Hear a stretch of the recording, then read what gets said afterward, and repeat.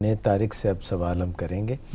जुनैद भाई, एक जो है सवाल मैंने ये भी किया था कि क्या जब हम इंटरनेशनली अपनी वेबसाइट की रैंकिंग ऊपर ले जाते हैं एसईओ के ज़रिए तो पाकिस्तान में भी बढ़ जाती है? एक सवाल ये था।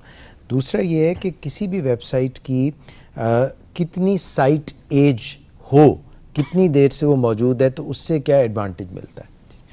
एक्चुअली आपका पहला क्वेश्चन जो है, अगर इंटरनेशनली रैंक करें तो क्या पाकिस्तान में भी बढ़ जाती है? देखें, ये अब डिपेंड करता है बिज़नेस आपका किस जगह पे है। सपोज़ आप इंटरनेशनली यूएस में आपका बिज़नेस है तो आप उसके लिए ऑप्टिमाइज़ करेंगे, और अगर एडिशनली दूसरी कंट्रीज़ को भी ऐड करना चाहते हैं जैसे पाकिस्तान है, तो इन कंट्रीज़ में कंपटीशन है बहुत कम।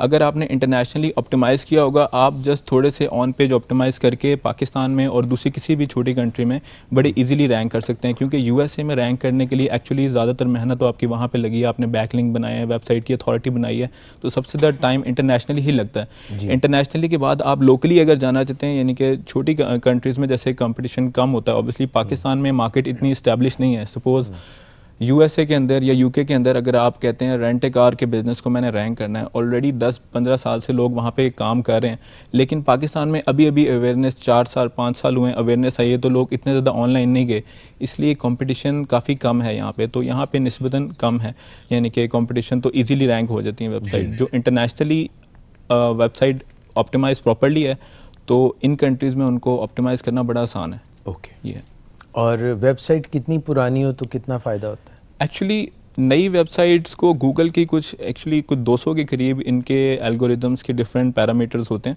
जो अप्रॉक्सीमेटली मार्केट में यही कॉमन है कि 200-300 फैक्टर्स हैं जिसके ऊपर गूगल रैंक करता है।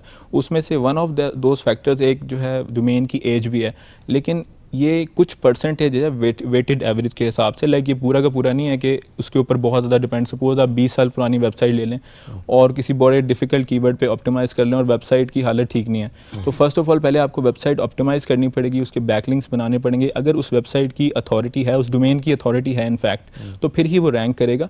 डोमेन एज होनी चाहिए, लेकिन इसको ये नहीं है कि उसी की वजह से सारी रैंक आएगी। बहुत ज़्यादा डिपेंडेबिलिटी नहीं है, थोड़ी बहुत है, क्योंकि सपोज़ अगर 200 फैक्टर्स हैं, आप उसकी वेटेड एवरेज निकाल दें, सपोज़ 1% बनेगी उसमें से, तो 1% मैं कह सकता हूँ कि